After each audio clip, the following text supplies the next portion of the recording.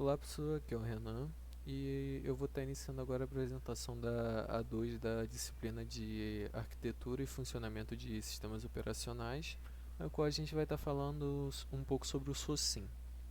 O que é o SOSIM? O SOSIM, como o próprio nome já diz, ele é um simulador de sistemas operacionais. Assim que a gente executa ele, ele abre essas quatro janelinhas aqui.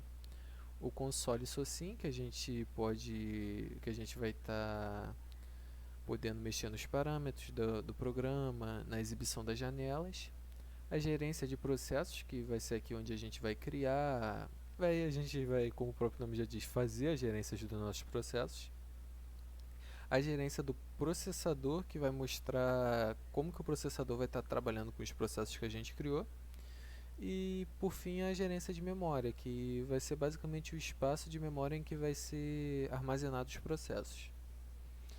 Então, para iniciar a demonstração aqui, eu vou criar um processo. A gente tem dois tipos de processos aqui, como a gente já sabe, o CPU bound e o IO bound. O CPU bound é o que ele exige mais tempo de trabalho do processador, e o IO bound ele exige mais tempo dos processos de entrada e saída. Aqui eu vou estar criando um processo CPU bound e agora eu vou criar um outro IO bound. E aqui, como o programa, deixa eu mostrar aqui, como o programa está em escalonamento circular, ele vai funcionar dessa forma que está sendo apresentado aqui. Vamos agora falar sobre a gerência do processador. Aqui a gente tem essa pilha, né, essa estrutura de pilha aqui, que está escrito pronto. Ela vai dizer quando o programa está pronto para ser, o processo, perdão, quando o processo ele está pronto para ser executado. Aqui a execução vai ser a execução do processo em si, e aqui a espera, é o tempo que o processo ele vai ficar esperando para ele até ficar pronto de novo para ser executado novamente. E vai seguir nesse looping. Aqui, como a gente pode ver lá em cima, o processo verde é o CPU bound e o vermelho é o IO bound. Para a gente ter uma análise melhor aqui, eu vou reduzir o tempo de espera do IO bound e aumentar a fatia de tempo que vai durar a execução do processo. Depois eu vou explicar mais direitinho sobre cada uma dessas funções aqui. Aumentando um pouco o tempo, a gente pode ver que aqui, ó, o processo verde ele demora um certo tempo para ser executado, enquanto o processo vermelho, vamos aguardar um pouco, ele entra e já é executado praticamente instantaneamente. Isso porque um processo IO bound ele funciona bem mais rápido que um processo CPU bound. Agora falando um pouco mais sobre essas ferramentas que a gente tem aqui abaixo, o tempo de espera de I/O é basicamente isso aqui, ó, o tempo que um processo IO bound vai demorar para ficar pronto novamente. Se a gente reduzir, ele vai ficar pronto bem mais rápido. E a fatia de tempo é o tempo de execução do processo. Se a gente aumentar aqui, ó, espera aí que o processo CPU bound está ali, pronto. Se a gente aumentar, a gente vai ver que vai demorar muito mais tempo para o processo ser executado. Olha quanto tempo que o processo está aqui. Agora, se a gente reduzir, ele vai bem mais rápido. Aqui, ó, como a gente pode ver, ele está funcionando bem mais rápido.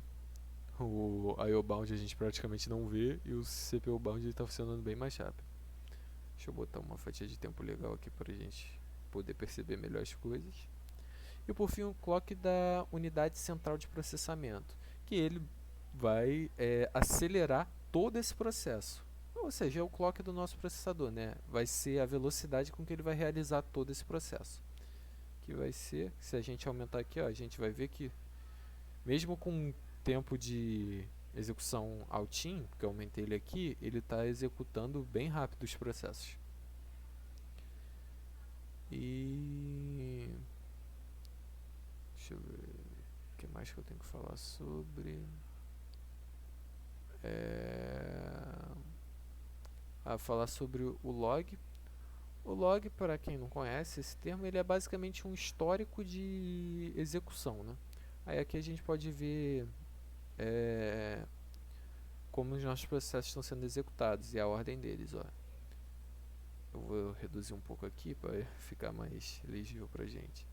Ó, ele está sendo executado, depois que o processo foi executado, ele deu pronto, aí o processo vermelho, que é o I/O, ficou pronto, entrou em execução, depois retomou o processo verde, que é o CPU bound.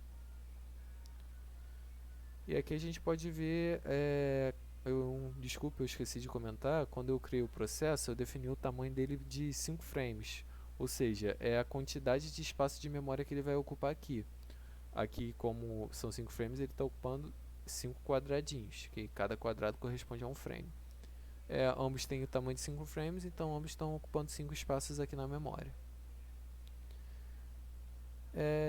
Aqui é basicamente as coisas que a gente pode fazer com o nosso processo. A gente pode suspender, a gente pode botar para prosseguir, que ele vai retomar o processo. A gente vai finalizar, a gente pode finalizar ele, a gente pode definir a propriedade. E no caso aqui, ambos estão com propriedade zero. Isso é muito importante, esqueci de falar sobre. A prioridade é a prioridade que o processo ele tem para ser executado. Ou seja, vamos aumentar a prioridade desse processinho aqui. Vamos botar para 3. Podia ser 1 também, né? Porque o outro é 0, mas enfim. A gente pode ver que mesmo o processo I/O bound, ele já estando pronto aqui, o nosso processador ele dá prioridade para executar o processo CPU bound. Aqui, ó. Ele não está nem processando o outro, porque assim que ele executa, ele já fica pronto novamente e entra em execução de novo. Por quê? Porque a prioridade dele está mais alta. Então, é basicamente isso e eu vou encerrando a apresentação do trabalho por aqui.